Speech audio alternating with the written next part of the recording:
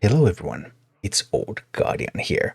Hearthstone Mercenaries was released 9 months ago, and it has been the Hearthstone mode that has gathered the most negative feedback of them all. But it is a mode that I have been playing throughout this time, and in this video I want to take a bit of a look at is Hearthstone Mercenaries better now than it was when it launched? What sort of improvements has Blizzard been able to make to the mode? And is Hearthstone Mercenaries worth playing now? So let's take a look at the most important things that has happened to the mode in these 9 months, and then you can decide for yourself whether this is worth playing or not.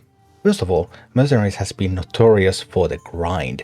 You have to complete a lot of tasks for the mercenaries to get coins for them so that you can upgrade their abilities and equipment so that they will actually be in a playable shape. And in this regard, Blizzard first went in the completely wrong direction. People were farming tasks in very easy bounties, because you could find tasks from mysterious strangers, and they were available anywhere, so you just did the easiest bounties there are, grabbed mysterious strangers and completed tasks. And then Blizzard first made a change that moved the mysterious strangers to more difficult bounties, so that it would take more time to get new tasks so that you can get your mercenaries up to speed. But then this year, Blizzard made a complete reversal, and instead of unlocking individual tasks, you now unlock entire task chains. So you have task 1 for a mercenary, you complete that, and you instantly get task 2 for that mercenary into your log. And there's overall 18 tasks for each mercenary. Those tasks give you coins. They also give you 3 packs in the end. Tasks 16, 17, 18 each give you a pack. So completing tasks is really the main progress loop in the game. It makes your mercenaries stronger, and through packs it also gives you more mercenaries.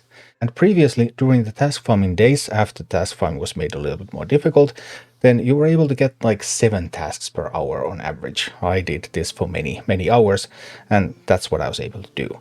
Whereas now, because tasks just come and come and come, and you just have to complete them instead of also farming for the tasks, you could complete quite a lot of those tasks while you were farming for the next one, so 7 per hour from that.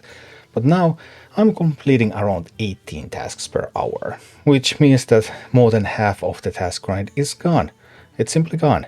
In fact, almost 2/3 of the time that you have previously spent on farming tasks, which is monotonous task, it's simply gone. So the grind still exists, but it's much easier. Then on the PvE side, there's the question of the end game. Okay, so I have completed the storyline, maybe I've already completed all the heroic bounties as well, then what do I do? A real endgame still does not exist, but there is a placeholder in the form of limited time events.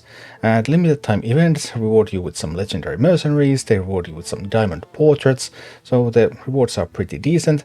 There's approximately 1 event per month, the event is 10 tasks overall, and you have 2 weeks to complete them. And they have been pretty fun.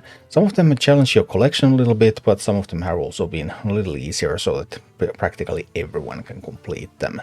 So while the game mode does not have a repeatable PvE endgame, it introduces new mercenaries, new bounties, and new limited time events on regular basis. So there is stuff to do on the PvE side of the game much of the time. Then again, some of the issues that have been present since launch are still here, like are packs worth it? Mercenaries packs. And yeah, mercenaries packs can still be pretty bad. Mercenaries packs, well, you get mercenaries from them. You also get coins and you get portraits. But those coins, they are really hard because they're random coins for anything. There's almost 100 mercenaries in the game at the moment. You're not going to get coins for the mercenaries that you want from opening packs. So pretty much what you do when you open packs to get new mercenaries. And once you have all the mercenaries, then packs are pretty much worthless. There's just no reason to open them anymore. And that means that it's really hard to be a whale in a traditional sense with Hearthstone Mercenaries. Like in standard Hearthstone, you just buy a whole lot of packs, and you will get cards to build any deck. But in Mercenaries, well, you open packs and open packs and open packs, and then you really want to do those tasks on your mercenaries to get them into playable shape. You can technically bypass most of the tasks by just buying tons and tons and tons of packs, or by buying some direct coin offers from the shop. But the prices of those, they are through the roof. I mean, there's really no reason to buy coins directly from the shop. They are super expensive. I mean, now we have Diablo Immortal as a comparison point, and yeah, actually Mercenaries is dirt cheap. Yeah, we're not talking Diablo Immortal expensive here, but we're still talking something that you really shouldn't put that much money into once you have all the mercenaries.